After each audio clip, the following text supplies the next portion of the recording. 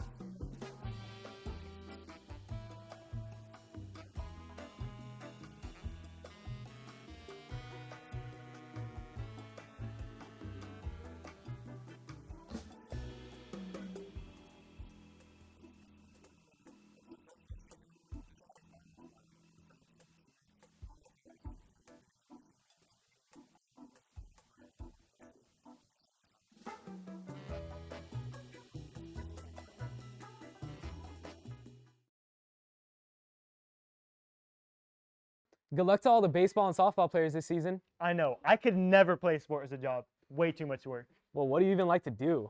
I don't really know. It's not that hard to find something you're interested in. I don't know where to start. How would I start? Probably by looking at what other people are interested in. Let's head over to Sam and Chris to see more about career pathways. Hello, IPoly. Today we're going to be talking about career interests. I'm sure many of you just want to get by high school and graduate, but what are we really supposed to do after high school? Throughout the students we send the Google form out to, the top majors selected were the medical healthcare field, engineering and computer science, arts and film, and business and political science. Now, these are just the top majors. This isn't necessarily the majors that make the most money. These are just the most popular majors. The most common option is going to a four-year university or community college. With that being said, let's find out how students have prepared for their future. Hello, I'm here with London. So London, what do you plan to do after high school? I plan to go to a four-year college. Yeah. What do you want to major in and why? I want to major in broadcast journalism, mainly because this is my fourth year in IPoly, so a lot of the broadcast stuff is like a bit ingrained in me. I started focusing more on like the technical details of what they're doing. Very nice. Would you be down to answer a couple questions about broadcasting? Sure. All right, first question, what is the rule of thirds? All right, the rule of thirds is basically in a camera frame, each of the vertical and the horizontal axes, it's split into three sections. So you have the top, the middle, and the bottom. And then it's like the left, middle, right. The rule of thirds is pretty much just like aligning the elements on frame within one of those sections or in between them. So that's what the rule of thirds is. Okay. For the next question, what's the difference between A-roll and B-roll? A-roll is a main shot. So like me and you, we're talking right here, that's A-roll. B-roll could be like baseball. It'll be like a clip of a baseball game happening over the audio of me and Hussam talking. Thank you for your time. You're welcome. Who am I here with? Here with Isaac. So, what are your plans after high school? My plans after high school are to fulfill a nursing degree at Cal State San Bernardino and get some money. Nice. Would you be down to answer some trivia questions about nursing? Sure. So, nursing is pretty hard to find questions about that aren't crazy hard for people that aren't even in the major yet. So, for your first question, what is the ideal body temperature? 98.6. Nice. That's correct. That's correct. Hey, I got you, bro. Hey, that's a good job. All right, for your next question, what is the ideal heart rate? No, put the phone back. The ideal blood pressure? The ideal one is 120/80. You're so smart. You're a 10 out of 10. Hello, everyone. I'm here with Zeke. What are your plans after high school? I plan to go to Mount Sac and then transfer out to get a major in business administration with a focus in accounting. All right, nice, nice. You think you can answer a few questions about business administration in a little trivia game? I'd hope so. All right, for your first question, now this is a pretty hard question. Can you explain the accounting equation? Something with assets, all that stuff, all that jazz. You know, for No, I don't. for not even starting college yet, I'd say that's a pretty good start. So good job. What is the difference between revenue and profit? Revenue is the total amount of money you made with like excluding the like expenses and stuff like that. Profit is your actual money made. So you do the money you made, your total revenue, subtracting your expenses and all that, and that's your profit. Good job. All right, thank you, Zeke. Was that right? Yeah. Thanks. I tried. This concludes your segment on career interests. Now back to the news desk. But are you safe to graduate though? What do you mean? Like the requirements for community service? Hello? Bro, I haven't even started on that. We only need like 40 hours anyways. What are you talking about? It's 100 hours at IPoly. Well, totally, man. I knew that. Jesus, let's go over the requirements with Eric and Isaiah. Hello, IPoly. I'm Eric. And I'm Isaiah. And today, we're going to be talking to you guys about community service hours. Now, Isaiah, where do you get your community service hours, and what do you do for them? I get mine at the church. I just help around. I play the drums over there, just stuff like that. What about you? Me? Well, I help out at the library. Usually, I help seniors with tech issues, or I'll just put books back on the shelves. Now, I think we should hear from some IPoly students. Hello, I'm Isaiah, and I'm interviewing Joshua. Celestina. Anson. Penny. Amelia. How many hours of community service have you done so far? Like about 178. I have about like 10. I have around, I want to say 5. I have around over 100. I have about like 200 community service hours. Where do you go to do your community service hours? I do two things. It's fine if I grab the mic. Okay, so I do two things. I am a police explorer for the West Covina Police Department, and I also serve part-time church security for my church in El Monte. At first I got them at helping at my library, my local library, and right now I am helping coach younger kids. What do you coach them for? I coach volleyball for younger kids.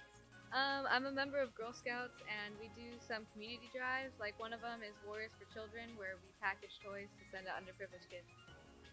I usually help at my church, and like over the summer, but then also weekly, I get at least 2 hours by attending mass and helping throughout the mass. I mainly just like help guide people like where to go next for the run as the like memory of those who are no longer here. Well, those were some very interesting interviews from my IPolyans. What do you think, Isaiah? I thought it was very interesting. We had interviews with people who had arranged between 10 hours to 200 hours. Also thought it was interesting the different places people go to get their hours. So I thought it was very interesting as well. Well, looks like we shared the same thoughts. I think we should interview Mr. West about why we need 100 hours in the first place. You think we should do that? Yeah, I think that's a good idea. Alright. Hello, Mr. West. I was wondering, why do IPoly students need 100 hours of community service? I think the whole idea behind community service, it really plays into kind of the mission of IPoly, and it's actually not an IPoly requirement, it's actually a LACO requirement for graduation. Surprisingly enough, prior to COVID, that graduation requirement was 200 hours of community service, and post-COVID, it's only 100 now. One of the things, though, that I think helps the students with the need or necessity to complete that community service is it does get students out into the community, and it has them start experiencing things that they're perhaps learning in class, but actually being able to do hands-on sort of stuff, get some real-world first-hand experience in a variety of things that might inspire them to do more and do other things. And so not only is it providing a service to the community, the students themselves are actually gaining from it as well with experience or maybe new opportunities and things like that. So it really is kind of a win-win all the way around. And so it really does benefit the students intrinsically. It helps with your growth because honestly, high school, college, and any other sort of learning opportunity should perhaps be more than just simply in a classroom or reading books. And again, the idea of you guys working on these group projects, you guys working on these bigger, higher level sorts of things, whether it's human rights or ecology or things like that, it's getting you out in the community to maybe experience some of that stuff rather than simply listening and hearing it from your teachers, reading about it in a book. It actually allows you that hands-on experience. And then in a lot of ways, it gives you opportunities that schools that don't require this, it gives you guys kind of a leg up. My pleasure. Well, that was a pretty interesting interview from Mr. West. I guess that's why we have to serve 100 hours at IPoly. What do you think, Isaac? Huh. Looks like my co-host isn't here. Anyways, back to news desk. Well, at least I know what to do now. Bro, where's your American flag? Oh, I'm sorry. It's right here. I didn't Bro, mean to hide it. that's it. It was an accident. No, please don't. Please. I'm telling Colonel Aguado about this one. Oh. Okay, let's head over to Heidi and Ella to learn more about the American Empire. Hey Polly, today we're going to be interviewing people about the new simulation called the American Empire. The American Empire is a simulation of how America would be under a totalitarian government. Students have to express extreme nationalism towards Mother America by saluting America and pledging to America. Students also wear flags above their elbows and it cannot be below the waist, and this is to express their devotion to America. Students also make reports on each other for not showing nationalism. Hi, I'm Heidi and I'm here with Malachi. Jonathan. And today I'll be asking them questions about the American Empire simulation. What do you hope to learn from the American Empire simulation? How different types of governments work and like the lifestyle of people in America. Okay, that's a great answer, Jonathan. What do you like about the simulation? I like that we can take tests with other people, and I love wearing the American flag. Like you see Mr. Aguado, I love wearing his face every single day, and I love going to his class. I think it's very amazing. How many reports have you guys filed? 0. Me personally 0 because I like to be humble, you know? If you're not humble in life, then like it can come and get you. Sometimes people lie about it. And you know what? I know Jonathan for sure has made a couple.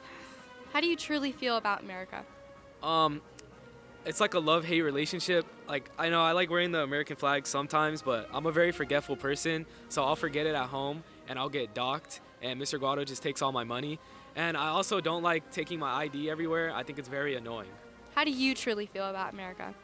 Personally, I really love America because we get all these opportunities to work as a family, you know? Because in the simulation, we're all like family. Hi, I'm here with Colonel Aguado. Colonel Aguado. Where'd you get that name from? Well, all of us in 10th grade right now, we all have names. So I'm Colonel Aguado. We got Commander Cancino. We have Madam Secretary, which is Pellegrini. And we have Admiral Estrada. What is the simulation based on? So the simulation is based on the American Empire, where students get to experience what it would be like under a totalitarian regime. So what are the repercussions if they don't comply to these new rules? The new rules that the students, if they do not comply, they get fines and class bank, but they also get awards too. So a lot of the students, they will have to do reports on their fellow citizens to make sure they are behaving in the empire and following the rules. But one of the things, the biggest punishment is the students get sent to the American Gulag, our version of a work camp where students, if they get banished from their other peers, they're going to have to do standards. Right now, the record is 7,500 standards for one student. Thank you, Mr. Aguado. Oh, thank you, Colonel Aguado. And thank you, sister. Hi, I'm here with Elliot. So Elliot, how are you enjoying the Gulag? Yo, it's not fun. Mr. Aguado was like yelling at me and he wouldn't let me eat or speak. It was bad. On a scale of 1 to 10, how much did you enjoy it? Like, maybe like a 1. What did you do to get to the point where you had to go to the Gulag? a trader planted a flyer in my backpack, a traitorous flyer. And I was also voted out by my class. Okay, thank you. This is probably one of the best simulations that Mr. Aguado has ever thought of. Now back to News Desk. IPoly in 10. Next week is I Belong Week, and the week after that is spring break.